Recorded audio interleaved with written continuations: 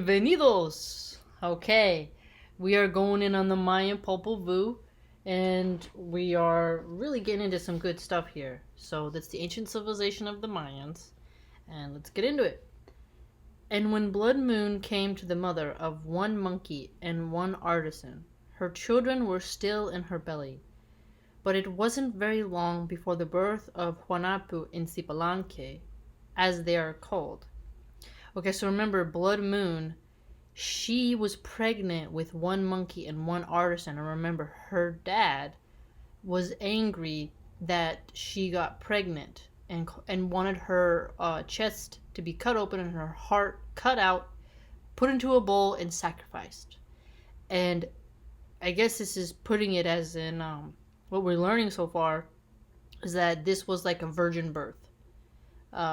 This was she got pregnant in a holy way. So you can definitely see the overlapping of a virgin birth in this instance. And when the woman came to the grandmother, the woman said to the grandmother, "I've come, my lady. I'm your daughter-in-law, and I'm your child, my lady," she said when she came here to the grandmother. "Where do you come from? As for my little babies, didn't they die in Xibalba? And these two remain as their sign and their word. One monkey and one artisan are their names. So if you come to see my children, get out of here," the maiden was told by the grandmother. "Even so, I really am your daughter-in-law. I'm already his. I belong to one Juanapu. What I carry is his. One Juanapu and 7 Juanapu are alive. They are not dead. They have merely made a way for the light to show itself. My mother-in-law, as you will see when you look at the faces of what I carry," the grandmother was told. So it's unclear in this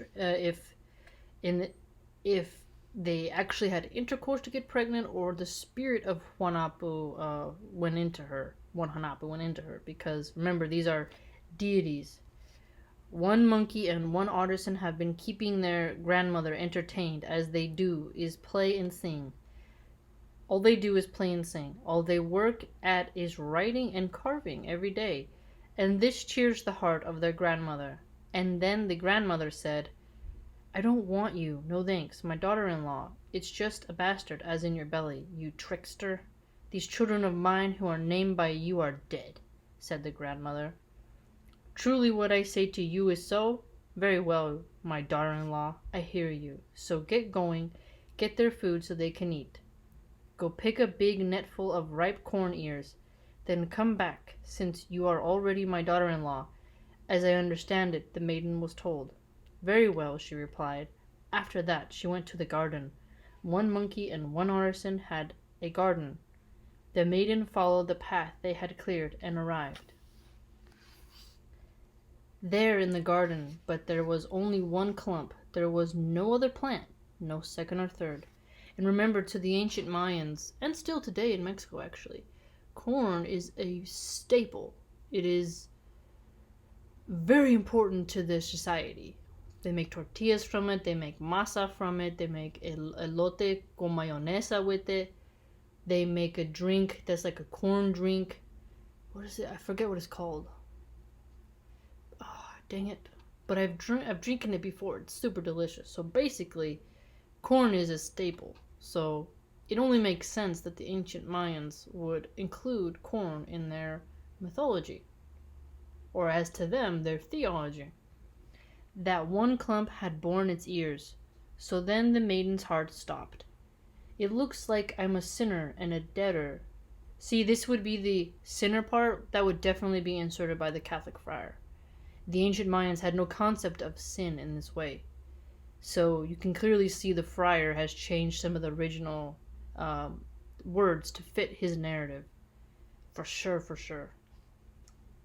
"Where will I get the netful of food?" she asked for, she said, and then the guardians of food were called upon by her. "Come out. Rise up now. Come on out. Stand up now. Thunder woman, yellow woman, cacao woman, and cornmeal woman. Thou guardian of the food of one monkey, one artisan," said the maiden. And then she took hold of the silk, the bunch of silk at the top of the ear. She pulled it straight out. She didn't pick the ear. Remember when they're talking about the ear of the corn? It's the thing you peel down. We call it the ear. Um, she didn't pick the ear, and the ear reproduced itself to make food for the net. It filled the big net. And then the maiden came back, but the animals carried her net.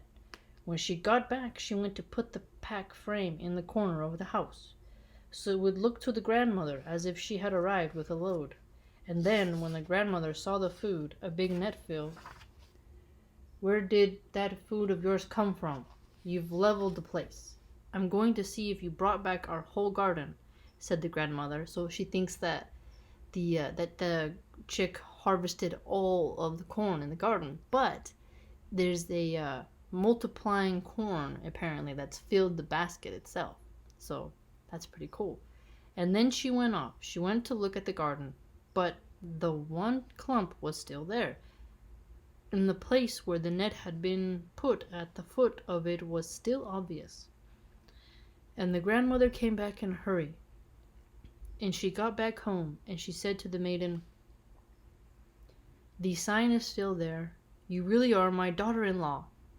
I'll have to keep watching what you do. These grandchildren of mine are already showing genius," the maiden was told. Now this is where we shall speak of the birth of Huanapu and Cipalanque. Okay, so this is going to go into the next area where how Huanapu and Cipalanque were born from their mom, Blood Moon. Pretty intense. There's the grandmother was super skeptical, right? She's like, you're a liar. You better not have harvested all my corn. But there was a sign that was there, and that helped her see that this woman really was going to be her daughter-in-law. That's fascinating. What do you think, family? It's super trippy, right? Ancient Mayans have some creativity.